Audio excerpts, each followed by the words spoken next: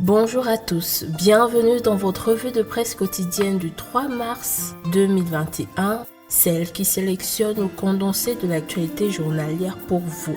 Avant de débuter, abonnez-vous si ce n'est pas encore le cas et cliquez sur la cloche de notification pour ne rien rater de l'essentiel de l'actualité camerounaise.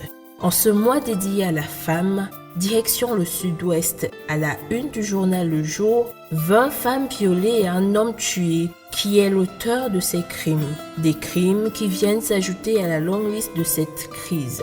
À cet effet, l'ambassade des États-Unis à Yaoundé demande une enquête immédiate.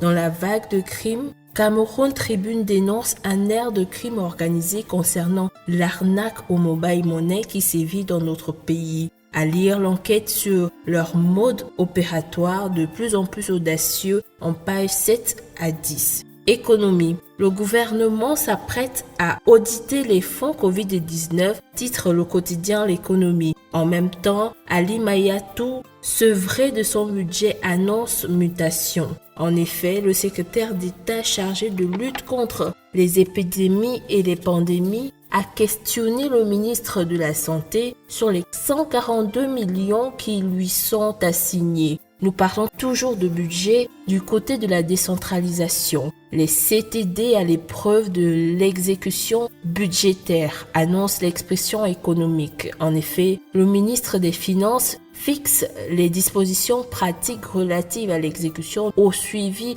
et au contrôle du budget de l'exercice 2021. En annexe, la sécurisation du port de Douala prend forme. C'est suite à la visite du Premier ministre au nouveau centre de commande du port de Douala.